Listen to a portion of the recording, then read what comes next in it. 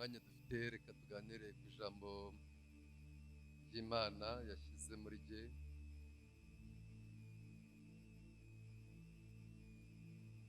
Mbwira ko ndimubaje nyuma sinongera kuvuga hari imyirondoro. Hano narahabaye ariko tuziranye n'abantu batari benshi kubera ko nabahabaye mu gihe cya covid, amateraniro ari make cyane.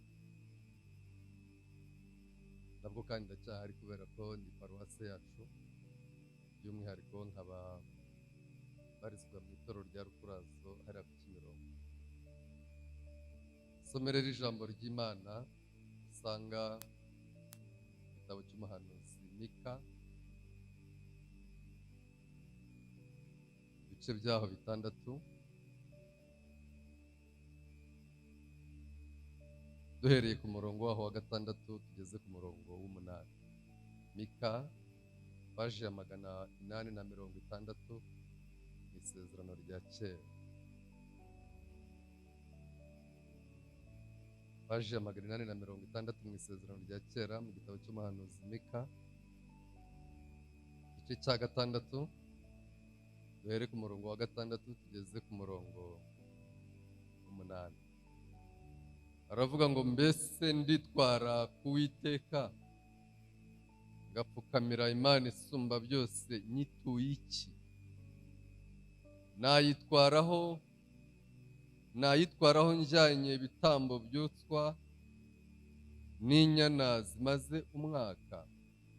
Aho Uwiteka yakwemera amapfizi y'intama 1000 cyangwa imigezi y'amavuta ya elayo inzovu?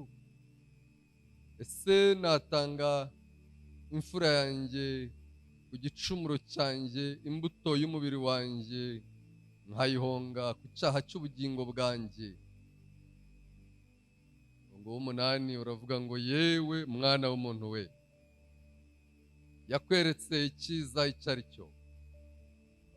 Icyo Uwiteka agushakaho ni iki? Ni ugukora ibyo gukiranuka, no gukunda kubabarira, no kugendana n'Imana yawe wicisha bugufi. Imana ishimwe cyane. Irindi jambo dusoma turarisanga mu rwandiko rwa mbere Pawulo yandikiye Abakorinto, ibice 13. Jya binezeza iyo Imana yarishyize ku mutima wanjye, kuko abo twagiye tuganira kenshi niryo jambo rya mbere nabwirije ntangira ivugabutumwa. Ntabwo ari ryo jambo rya mbere navuze mu rusengero, ariko niryo jambo rya mbere nahagurukanye mu ivugabutumwa ryanjye, kuko bwa mbere niteguraga kubatizwa narababwiye nasomye Zaburi. Icyo gihe nigaga mu wa 5 primaire, njya kubatizwa tumaze gutanga ubuhamya, numva rero riri ku mutima wanjye ya 32. Iri rero ryo niryo natangiranye Imana ishyize ku mutima wanjye, ntangiye umurimo w'ivugabutumwa navuga ngo full time. Ibice 13, urwandiko rwa mbere Pawulo yandikiye Abikorintho, ibice 13, kuri paji 175 mu isezerano rishya, duhere ku murongo waho wa mbere. Aravuga ngo nubwo navuga indimi z'abantu n'iz'abamarayika, ariko singira urukundo, mba mpindutse nk'umuringa uvuga cyangwa icyuma kirenga. Kandi nubwo nagira impano yo guhanura, amenya ibihishwe byose n'ubwenge bwose, kandi nubwo nagira kwizera kose, nkabasha gukuraho imisozi, ariko singira urukundo, ntacyo mba ndicyo. Kandi nubwo natanga ibyanjye byose ngo ngaburire abakene, ndetse nkitanga ubwanjye ngo ntwikwe, ariko singira urukundo, ntacyo byamarira. Urukundo rurihangana rukagira neza. Urukundo ntirugira ishyari. Urukundo ntirwirarira, ntirwihimbaza, ntirukora ibiteye isoni, ntirushaka ibyarwo, ntiruhutiraho, ntirutekereza ikibi ku bantu, ntirwishimira gukiranirwa kw'abandi, ahubwo rwishimira ukuri. 7, rubabarira byose, rwizera byose, rwiringira byose, rwihanganira byose. Imana ishimwe cyane. Shumba ndabashimiye kubera ko mwampaye ikaze. hanyuma naniringiye ko muzongera kumpa irindi, ndumva mbyiringiye, bizatinda ariko muzabikora, kubera Imana yahamagaye benshi. Icyumweru ushobora kutagaruka, ariko mu bindi byumweru by'andi mezi nabwo Imana izampa amahirwe, namwe mumpe ayandi hanyuma ngaruke. Uyu munsi ndababwira ibintu bibiri Imana yashyize ku mutima wanjye muri iri jambo, cyangwa se muri ibi byanditswe byera twasomye bitandukanye.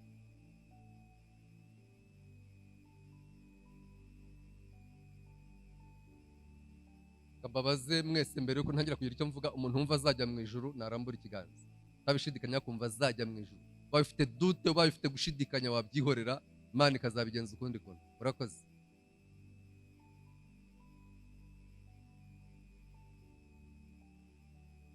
Ntabwo navuze i Remera, ntabwo navuze i Kigali, navuze mu ijuru. Abantu bumva bazajyayo, ibyo ubwabyo ni mu kwizera, kuko nyiraryo yamaze gukingura umuryango, kandi adukingura irembo rigari cyane kugira ngo tuzinjire, rinyura muri Kristo Yesu. Umuntu wese wamwakiriye akamwizera kandi akamugundira azajya mu ijuru. Munsi ndashaka kuganiriza abakristo bicaye hano, mbibutse ko ntabwo tuzi umunsi tuzagirayo. Mwebwe abamaze kuririmba murumva mubuze, hari icyo Bibiliya gusa iwuvugaho, iravuga ngo ntabwo tuwuzi. Yego, ni icyo Bibiliya ivuga, iravuga ngo uwo munsi ntabwo watinda cyangwa se uwo munsi wabanguka, ariko kujyayo ubwo tuzajyayo. Ikindi Pawulo yaravuze ngo tuzagirayo icyarimwe abizeye Yesu, kubera ko abazaba barasinziriye bazumva ijwi ry'impanda hanyuma bakanguke. Aravuga ngo natwe abazaba bakiriho, natwe duhindurwe tumusanganire mu bicu. Ijambo ry'Imana riravuga ngo tuzabana n'Imana iteka, niko Pawulo yanditse. Aravuga ngo kandi kubw'ibyo mujye mubwirana bene ayo magambo kugira ngo mumarane imibabaro. Haleluya, haleluya.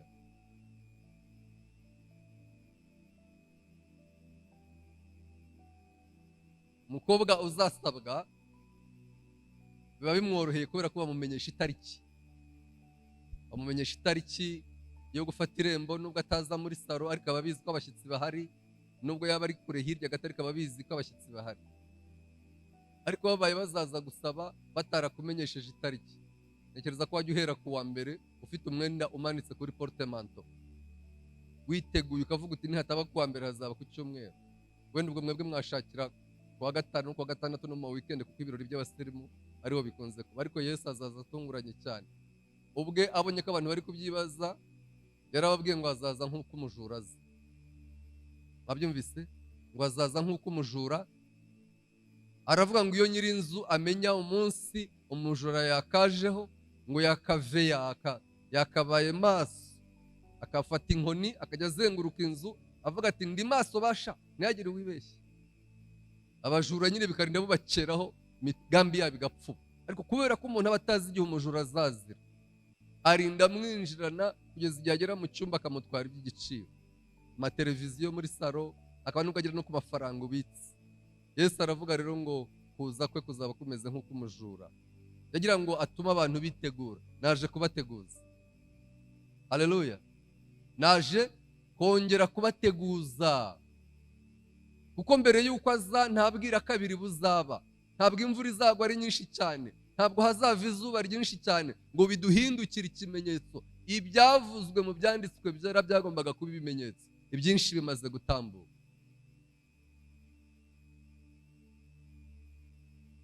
Ibintu bibiri nifuje kubabwira muri iri jambo,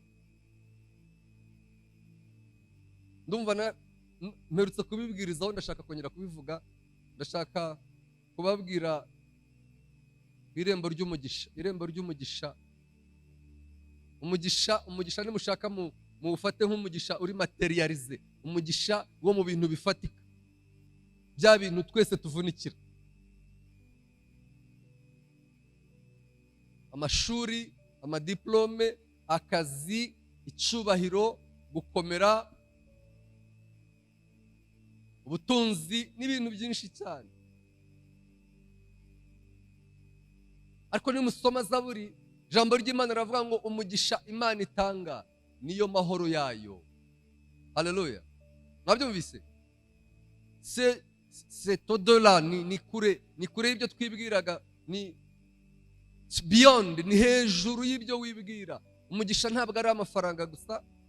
Mwabyumvise? Umugisha si ugukundwa gusa, si ukubahwa gusa, umugisha si ukubyara abana bagakomera gusa. Nabyo it's a part of, ni kimwe mu bigize umugisha. Ariko icy'Imana irora nk'umugisha, icy'Imana ikonsidera nk'umugisha, icyo umuntu yakubwira nk'umugisha, ushaka kukubwira irembo ryawo. Irembo ryawo, umuntu yavuga ibintu byinshi cyane, cyangwa yavuga inzugi nyinshi z'umugisha, amarembo menshi y'umugisha, ndavuga biri none gusa. Imana ituma Mika ku bwoko bw'Abisirayeli, yaramubwiye ngo bambarize ngo ni iki umuntu yatanga nk'impongano ku Mana kigakuraho igicumuro cye. Hanyuma iramubwira ngo ese ubu umuntu yashorera umwana we w'imfura akamujyana akamutamba, yamara kumutamba Imana ikishima bigakuraho icyaha cye? Iramubwira ngo Mika ubambarize ngo umuntu yajya imbere y'Uwiteka kumwitwaraho ajyanye irihe turo? Mu bantu bo hambere iyo umuntu yakosaga agakora ikintu kibi gikocamye muri kominote, abakuru bagenaga buryo ki azacibwa icyiru. Mana rero ibwira Mika, iramumbariza ngo iramubwira ngo babaze ngo icyiru muracyumvise? Ituro ryo gusabiraho imbabazi ku cyaha wakoze. Icyiru umuntu yajyana imbere y'Imana. Imana iramubwira ngo ko bamenyereye gutamba ibitambo by'inyana ndetse n'ibimasa, ubundi bazana amaturo ku rusengero ngo bakazana amavuta y'igiciro cyinshi ya elayo. Irababwira ngo ni imigezi ki mwatembesha, ni bwinshi bw'amavuta angana iki mwazana ku rusengero, ngo nimbona ari menshi cyane mbababarira igicumuro cyanyu.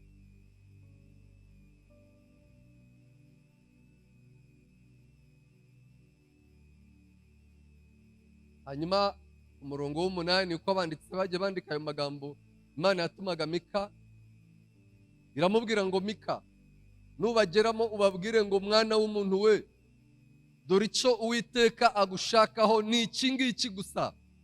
Haleluya. Ni ugukora ibyo gukiranuka, ni ugukunda kubabarira, no kugenda urwo rugendo rwose ujya mu ijuru ukarukora wicisha bugufi. Amarembo abiri nifuje kubabwira uyu munsi, irihesha umugisha umuntu, uwo mugisha ukaba urambye, ukaba ari umugisha wazabwira abana n'abuzukuru bakawusanga, kuko ari Imana yawutanze. Irembo rya mbere Imana ikonsidera nk'irembo nyaryo ni ukwihana ibyaha. Ese ko watuzaniye inyigisho zimeze nk'iza abigira umubatizo, ntacyo bitwaye, nta kintu bitwaye. Irembo rya mbere ryinjiza umuntu mu mugisha w'Imana. Ureke ibindi bintu abantu bapapira bigisha bidakomoka mu ijambo ry'Imana. Irembo rya mbere rihesha umuntu wese, umukuru, umuto, ukomeye, uworoheje, umuntu uhishukiwe iryo banga ryo kwihana ibyaha. Irembo rigari ry'umugisha wagutse riba rimukingukiye, nimuvuge ngo Imana ishimwe.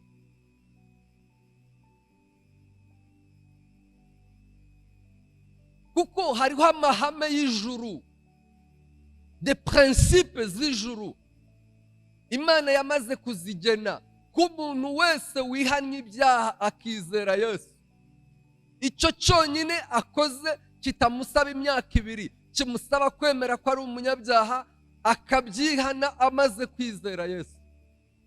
Imana ihita ikingura uwo muryango. Dayeri ni umuryango uri automatique. Haleluya. Ntabwo Imana ibwira abamarayika ngo ubwo yihannye ni muwukingure, ubwawo uwo muryango uribwiriza w'umugisha. Haleluya. hariho muri tekinoloji ibintu mwagiye mukora bikorwa cyane, hari ahantu ugera ku rugi rwo rukamenya kubera sensa barushyizemo, rukamenya ngo umuntu angezeho, kandi buriya biravuze ngo ni inkinguke. Uwo muryango w'umugisha Imana yarawutegetse, irawubwira ngo nyirarunaka na runaka najya yihana ibyaha akizera Yesu ujye umukingukira. Haleluya, haleluya, haleluya. Ujye umukingukira. Kandi Imana ni umutunzi, Bibiliya iravuga ngo w'imbabazi. Amen, amen. Ni umutunzi, ariko ijambo ryayo ni naryo rivuga ngo ibyaremwe byose byaremwe nayo.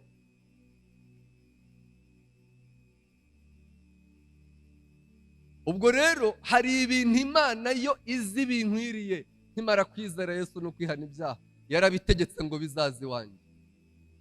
Nabisaba ntabisaba bitegetswe kugira gute? Bitandukanye n'ibindi bintu abantu bajya bababwira.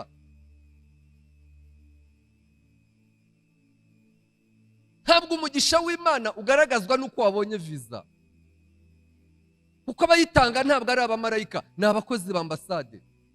Bashobora kukureba bakumva ntuvuga ururimi neza rw'igihugu ugiyemo, bareba imyaka ufite bati ntacyo azatumarira, nta musaruro azatanga, arashaje.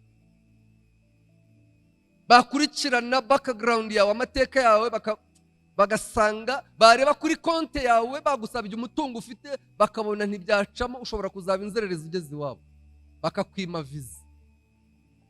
Ubwo rero umuntu ntazavuge ngo Imana yamuhaye umugisha ngo kubera ko yamuhaye visa. Oya, visa zitangwa n'abantu. Sibwo mwabyumvise? Kuko n'abatizera n'abadasenga bujuje ibyangombwa bajyayo bakayibaha. None se ubwo green card zibonwa n'abarokore gusa? Ni umuntu wujuje ibigize gute? Umugisha ntabwo ari diplome. Haleluya. Ntabwo ari iki? Ntabwo ari diplome. Ngo mwami uzabungiriye neza uzampa umugisha umpe diplome. Oya. Kuko hari abantu mwiganye, hari abantu twiganye bakoze kandida libre nka 5 bakajya babura nayo bari barabonye ubushize. Mupasiteri umwe murahita museka, bamwe muramuzi kuko yarabayoboye. Nagiye mu materaniro iwabo, aravuga ngo yakoze ibizami inshuro 20 niba ari 3 akorera perimi, kandi afite diplome yo muri Tanzania niyo mu Bwongereza zigerekeranye. Ni umuhanga, umwigisha mwiza, ariko ngo yakoreye perimi inshuro niba ari 20 na zingahe ngo ayibona ari umusaza. Rero ntabwo iyo ubonye perimi uba ubonye umugisha. Hoya, ni urupapuro ruvuga ibintu ushoboye gukora. Sibwo mwabyumvise? Niyo ubonye umugore ntabwo uba ubonye umugisha. Bibiliya iravuga ngo ahubwo uba ubonye ikintu cyiza. Sibwo mwabyumvise? Uba ubonye ikintu. Iyo ubonye umugabo uba ubonye ikintu cyiza, ariko ntabwo uba ubonye umugisha. Ahubwo icyo kintu ubonye gishobora kugufasha kwinjira neza mu irembo ry'umugisha. Wacu hari umukecuru aho nakuriye, Mushumba arahazi, w'umuhanuzi witwa Cecilia Mukangango, w'umuhanuzi, umukecuru nubaha cyane, umukecuru nkunda cyane. Umukecuru yatangiye kujya ajyana abakristo kubatizwa mu Ityazo urugendo rw'iminsi 2, akabigisha umubatizo, ntazi gusoma no kwandika, agatwara n'amaturo y'ibyumweru 4, ay'icyumweru cya mbere akayazirika ku mweko akahapfundika, agafata y'icyumweru cya kabiri akayashyira ku mweko akahapfundika, akajyana amapfundo 4 kuri paruwasi, adafite umunyu mu rugo ntakoremo. Ubwo rero umugisha ntabwo ari amafaranga, kuko uwo mukecuru ni umunyamugisha. Nimuvuge ngo ni umunyamugisha. Ariko mwari, umukecuru Imana inyuramo ikamubwira ibintu atubwira, twe turi abapasiteri itatunyuzemo.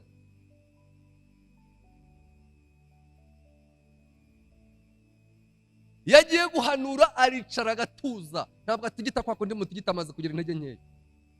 Aricara agatuza cyane ahantu aba yegamiye mu nguni ku kirago. ubundi abantu bamara guceceka ntapfa ashobora no guhanura rimwe cyangwa kabiri mu mwaka, ariko iyo ahanuye mwese amatwi yanyu arazibuka, uwo ni umunyamugisha. Haleluya. Irembo rya mbere ryinjiza umuntu mu mugisha ni ukwihana ibyaha. Bantu mwarambuye ibiganza mukavuga ko turi kujyana mu ijuru, irembo rizabinjizayo rikinguye ritazagira umukumirizi ni iryo kwihana ibyaha. Kubera iki Imana yabazaga Mika imubwira ngo mbarize Abisirayeli aya magambo?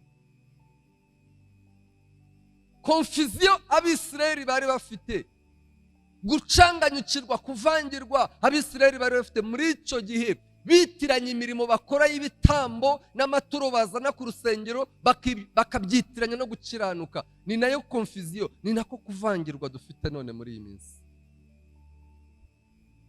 Ntabwo nzi niba muri bufashwe, ariko narangiye kuri YouTube numva umwigisha umwe ari kuvuga ngo ntabwo yashobora kuvuga ngo abantu barenze 5 bafashirizwa icyarimwe, ariko Umwuka Wera ndabizi neza ko ashobora kwinjira hano akabafasha.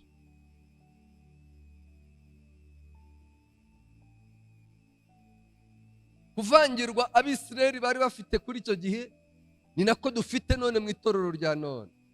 Abantu bitiranya imirimo, si ubwa mbere nigishije ibintu hano, nzakomeza kubyigisha. Abantu bitiranya imirimo bakora bakayitiranya no gukorera Imana no gukiranukira Imana.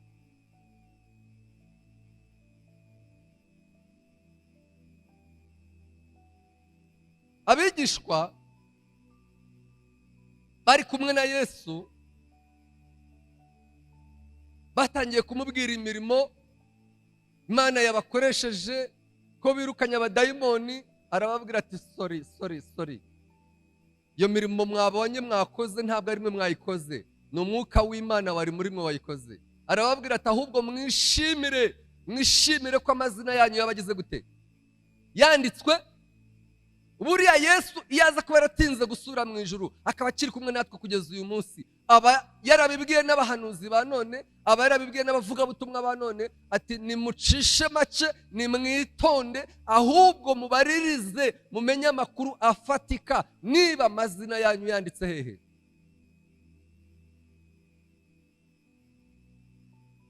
Ntabwo naje gutesha agaciro imirimo abantu b'Imana bakora mu rusengero. Noneho aranababwira ati kandi gukiranuka kwanyu mwebwe abandi imbere biremera ni kudatambuka ngo kurenga uko abafarisayo n'abanditsi, ntabwo ijuru muzarica iryera. Kubera ko bakora worship, sinzi ukuntu musigaye muyikora, ntabwo nzi ukuntu musigaye muyikora, nacanganya mambo. Ibintu mwakundaga muri siporo mwitigisa, ibintu mwakundaga mukiri mu kabyiniro, nibyo musigaye mukora mwamara kubira icyuya ngo mwakoze worship. Worship ntabwo ari iriya. Je pas étudier la musique, ariko worship narayizi ikivuga. Worship ntabwo ari intumo y'icyuya.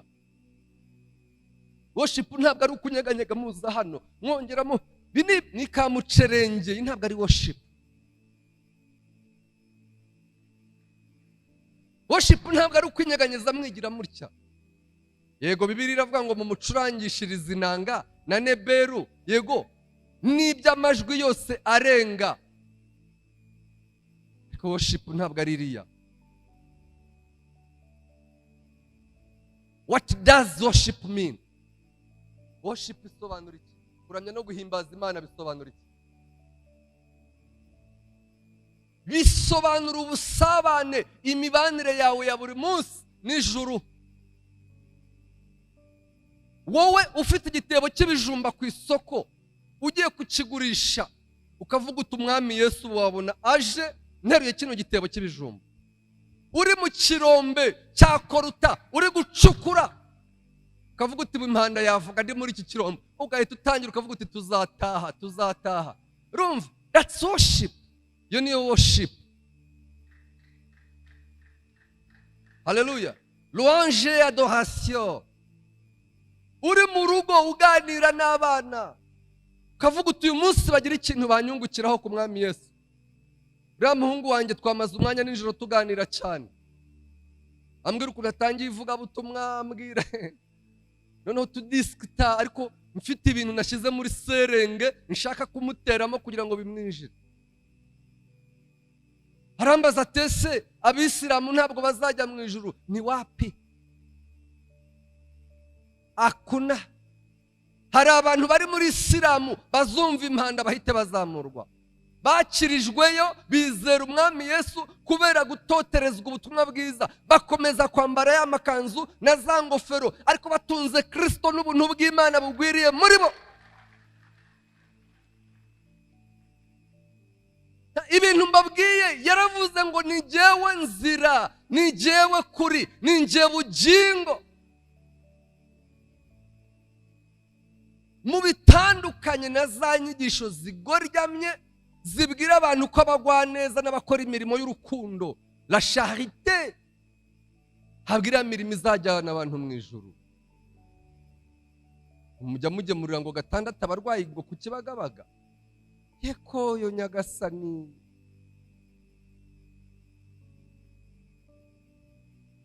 Ntabwo imfura, abantu mwita imfura sibo bazajya mu ijuru. Bantu bazi kuvuga neza no kubwiriza neza ntabwo aribo bazajya mu ijuru. Yesu yigeze avuga ku bagabo nk'aba ngaba baba bicaye hano imbere ngo b'abafarisayo n'abanditsi, aravuga ngo burya muzabarore ku masabato ngo bahagarara muri za rompuwe ngo kugira ngo umuntu wese ubaciyeho ngo ajye avuga ngo muraho nyakubahwa mushumba, rabi, mwigisha, muraho rabi. Aravuga ngo bakunda imyanya y'icyubahiro mu birori. Ubwo mwabyumvise? Ngo ndetse usanga ku myenda yabo mu bitugu baragiye bandikaho amategeko y'Imana, ku buryo iyo umwitegereje uhita ubonaho amategeko arambuye ku gishura, ukavuga uti uyu nguyu yageze kuri urugendo rujya mu ijuru. Ariko abo ni abanyamihango y'idini nsa. Rembo rikomeye cyane ry'umugisha no kwihana ibyaha. Kambabwira irya kabiri. Haleluya, haleluya. Ese nongere mbibabwire ko soprano uririmbamo nta hantu ihuriye n'icyaha. Ushobora kurara unyweye inzoga, waririmba basi kanihira, tukumva Imana iri kuvugira muri wowe. Kuko ntabwo wasambana nijoro ngo indirimbo wari warepese uyibagirwe.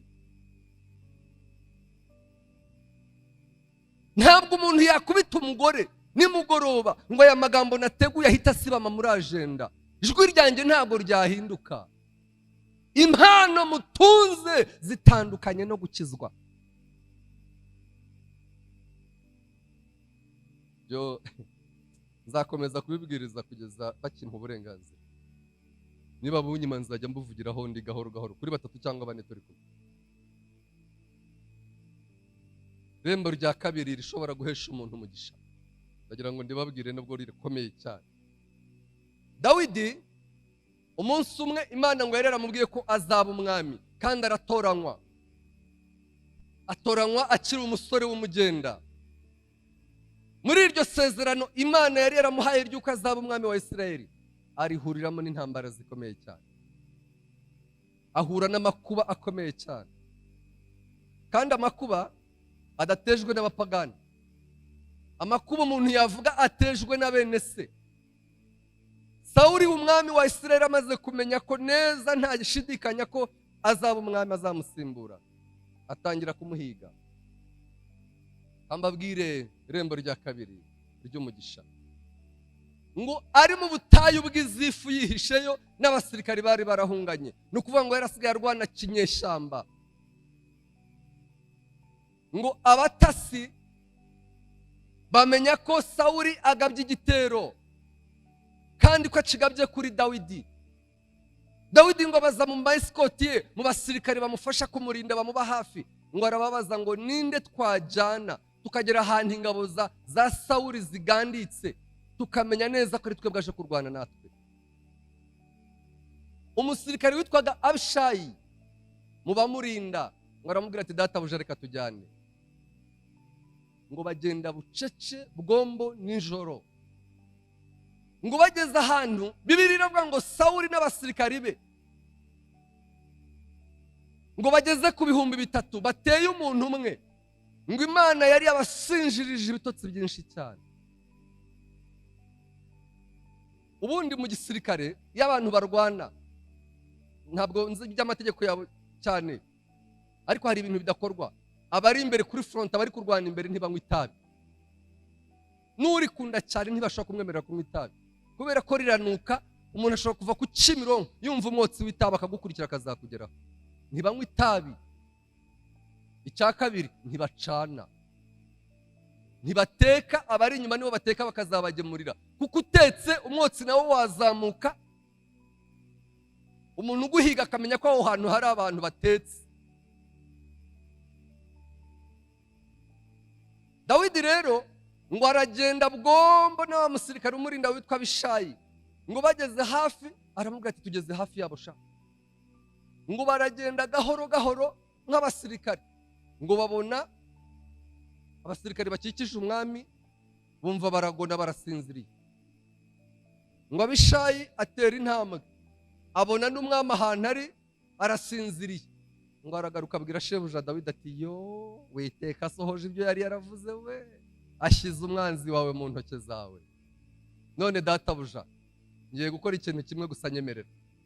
Ngiye gufata icumu, urabyumva? Buriya nibo bita b'iki gihe special force, ba bantu bamudahusha baba baratojwe kurasa.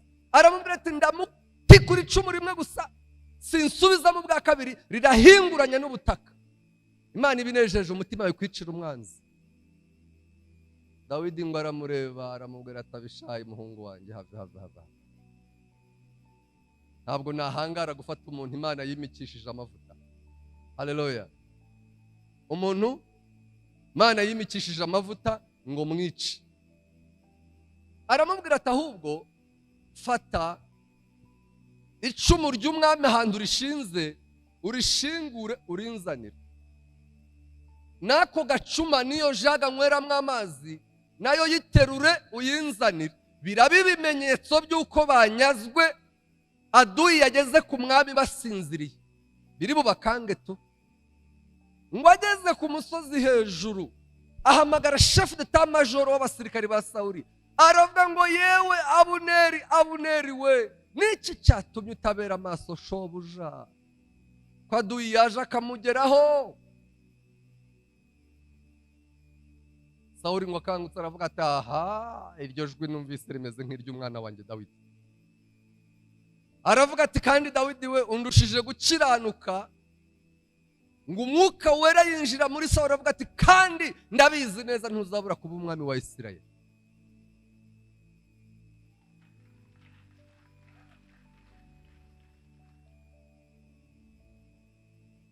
Rembo rya kabiri ni imbabazi, no kugira imbabazi, no kubabarira. Nta rindi mvugaho ndasoje.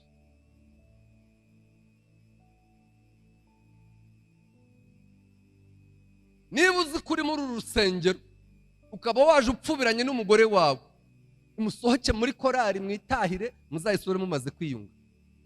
Naho ubwo mwaba muri kugenda mujya mu ijuru musubira inyuma. Mugira mute? Musubira inyuma, tabasha kubabarira umugabo washatse, waba uri guta igihe ujya mu ijuru. Muri buze kubabara ngo nababwiranye igitsure, ko ariko mvuga se mugira ngo mvuge gute? Ku cyumweru bazazana abandi bigisha bafite ijwi riri soft, rivuga rinyerera, naho iryanjye ni ukurivuga. Umuntu ngo yakwimye akazi, ngo watsinze interview, yabonye mutakorana nyine. Ubwo sibyo ni igitangaza, na entreprise ye ni company ye, ahari nk'umuntu mukuru akwitegereje, amaze kumenya ahantu uvuka, anamaze kubona ko competence zawe zazamusumba bakakuzamura, arakwikiza. Ibindi washakaga ko umuntu yakora atari nk'ibyo ngibyo ni ibihe? Ibindi bintu ushaka mu bantu ni ibihe?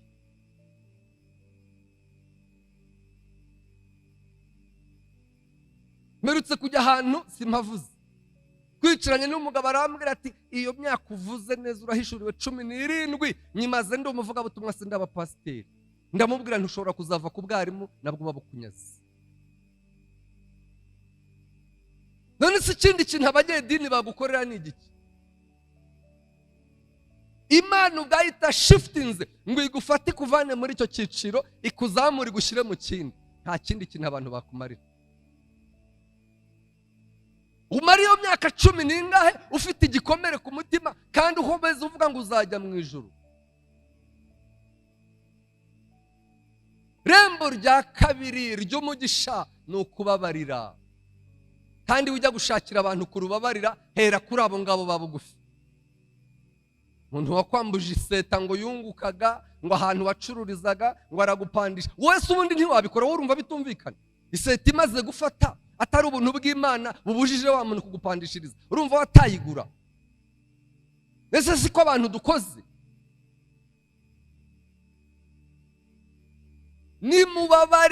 Nimubabarire. Yesu ubwe niwe wivugiye aravuga ngo mubabarire abanzi banyu, ngo niba basaba n'ibyo kurya n'amazi yo kunywa ngo mubibahe, ngo iyo mubigenje gutyo ngo ni nko gufata imbabura yaka ukayimutereka ku mutwe. Imana kubera kwizi ko abantu bihorera irababwira ngo ntimukihorere. Haleluya, haleluya. Iravuga ngo guhora kose ni ukwanjye. Yego, haleluya. Reka ndabizi ko ubwo birabagoye kubyakira, ariko nimubyumve.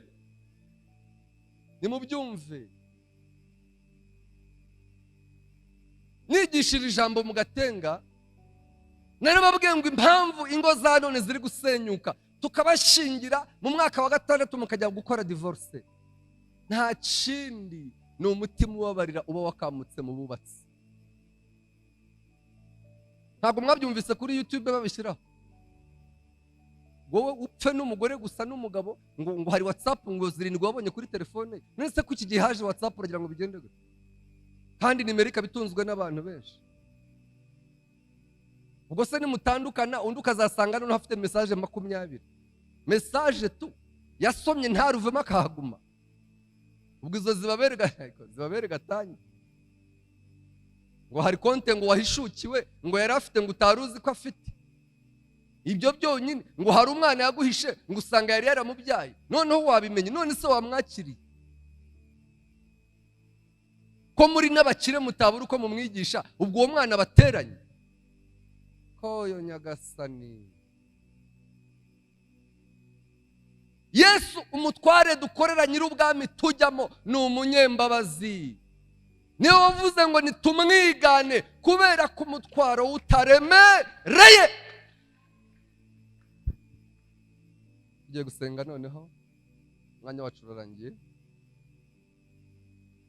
Nagira ngo mbabwire ko niba mwifuza kuba abanyamugisha, kandi mujye mutekereza umugisha w'Imana ko wagutse. Imana mu mitekerereze yayo iragutse, ni ngari cyane. Iyo igiye gutanga umugisha ntabwo ikuramo kamwe. Iyo iricara ikavuga ngo nyira runaka cyangwa runaka, iki n'iki biramukwiriye, biramubereye, ikabitegekera icyarimwe bikaza bigukurikiye. Imana nizi ko ukeneye umugabo, Imana izi ko ukeneye diplome, Imana izi ko ukeneye kuva mu bukode, Imana izi ko ukeneye icyubahiro. Irabizi, ntabwo babishakisha bindi bintu, babishakisha kunyura muri aya marembo. Nsoza kugira ngo nongere mberurire hari abantu batazaca ijuru umutaru. Rega nibwo bwami tubwiriza. Umuntu wese wakoreye icyaha mu murimo w'Imana akora akakigundira ntakihane, ntabwo azabona ijuru. Ubwo mugiye kuvuga ngo mwigize abacamanza, ndi kuvuga ibyanditse.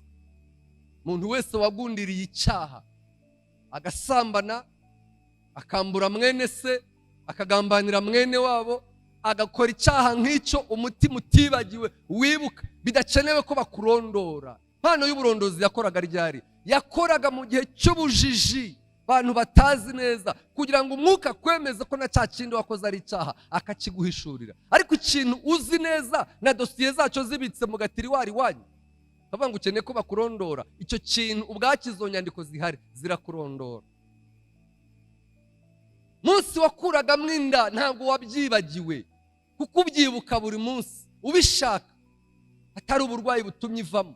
ukayikuramo kugira ngo ukomeze uw'umukobwa, cyangwa uzabwire umugabo wawe waragiye ikantarange ko nta kibazo. Ibyo bintu biracyanditse ahantu, kandi ntibyatumye uva muri korari, ntiwagize n'ubwoba ngo ujye kure y'urusengero, wabikomerejeho umurimo. Abarundi baravuga ngo hoshaho, sezera uhebe, nta juru kereka wongeye kwiyunga n'Imana. Haleluya. Rembo rya mbere, wasambanye n'umugore w'abandi. Bibiliya Imana ibwira Yesaya, iramubwira ngo ubwire Abisirayeli ngo hari abagabo b'abanyamanyanga ngo bajya bacunga abandi bagabo batari mu ngo zabo, ngo bakagenda bwombo bububa bakinjira mu ngo za bagenzi babo, ngo babwire ngo iyo bububa mba nababonye, iyo bateretera kuri WhatsApp bagategura na hoteli bazahuriramo mba mbarora. Hanyuma ku cyumweru bakiringaniza bazanye amaturo y'ishimwe n'ibitangaza Imana yabakoreye. Mana yavuze ngo nta kintu wakora ngo uyijijishe, bona niyo watwubakira urusengero uri wenyine.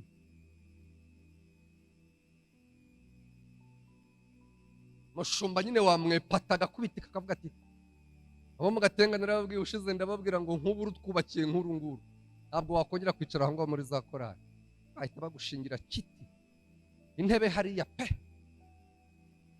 bakanandikaho ngo inogire pari, cyangwa se runaka yashizemo imbaraga zikomeye cyane. Nk'ibyo byajijisha abayobozi nkatwe, ariko ntabwo byanyeganyeza umutima w'Imana.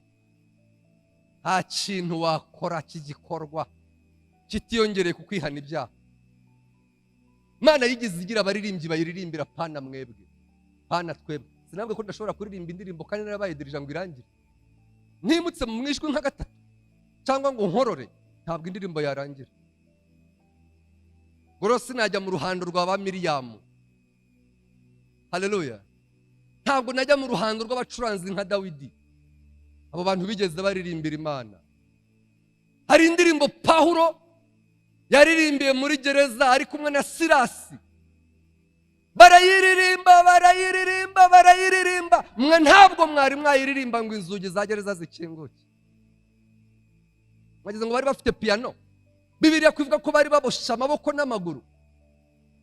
Barayiririmba inzugi za gereza. Nta ndirimbo mwaririmba uyu munsi, nta alubumu mwasohora ngo itigise umutima w'Imana. Reka nta bwirizabutumwa rukundo yakora. Wenda mwebwe mwatigita mukavuga muturiya mugabo ajya yigisha tukanezerwa, ariko ntabwo byanyeganyeza intebe y'Imana. Intebe y'Imana inyeganyezwa n'ubugingo bw'umuntu bugarutse kwihana. Uko biravuga ngo mu ijuru impundu zigira gute? Ziravuga iyo umuntu wari waraguye agarutse. Ndagira ngo mbasabe umuntu wese wifuza kugira ikintu asabaho Imana imbabazi. Twebwe dushinzwe kubunga n'Imana. Haleluya. Kuko biravuga ngo twahawe ijambo ry'umwuzuro, la parole de réconciliation. Twahawe ijambo ry'umwuzuro, niryo tubabwira none. Umuntu wese ngo yiyunge n'Imana, umuntu wese wifuza kwiyunga n'Imana, wese wicaye muri uru rusengero wifuza kwiyunga n'Imana, ahaguruke tumusengere. Ntabwo ndi butinde rwose, umwanya warangiye ndabizi. Kandi kibabuza guhaguruka biterwa na za position strategique mufite mu rusengero. Gusa wahaguruka uri perezida wa korari ntabwo bishoboka. Ariko tukwibutse ko ukiri umuntu.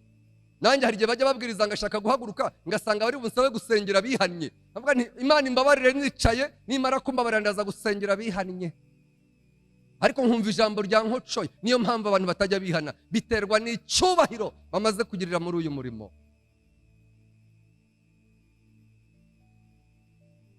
Kandi muhagurutse muri benshi nkaho mbateye ubwoba. Simbateye ubwoba, mpanda yavuga none cyangwa ejo yaza. Ariko jewe Imana imbabarire, nawe ikubabarire, idutunganirize kuzinjira mu irembo ry'ubwami bwayo. Haleluya. Nirangiza iduhishurire none uburyo dukwiriye gukora umurimo wayo. Niba hari umuntu wihannye bwa mbere muri urusengero akumva aratsinzwe n'ijambo ry'Imana, akavuga ati Imana imbabarire, njye nari ntarigeze nakira n'Umwami Yesu, we nazamura ikiganza tumusengere by'umwihariko. Niba hari umuntu ushaka gukizwa bwa mbere, ngwino nshuti yanjye, ngwino ngusengere. Namubonye mwene data, nazahagarare hano imbere bamutunganirize aho ahagarara. Niba hari umuntu wari waraguye mu byaha, yarigezamo umukristo agasubira inyuma mu byaha agashayisha, akavuga ati ndashaka kwihana, Imana imbabarire, nawe naze tumusengere mu izina rya Yesu. we naze rwose tumusengere. Umuntu waguye agasubira inyuma ariko akavuga ati ngize amahirwe yo kwiyunga n'Imana uyu munsi, naba hari ahaguruke tumusengere mu izina rya Yesu. Nahagurutse aze atera intambwe tumusengere. Kasabe umushumba wacu Safari asengere ari aba bamaze guhaguruka mu iteraniro ryose, ndetse anasengere na mwene data wifuje kwiyunga n'Imana agasaba imbabazi.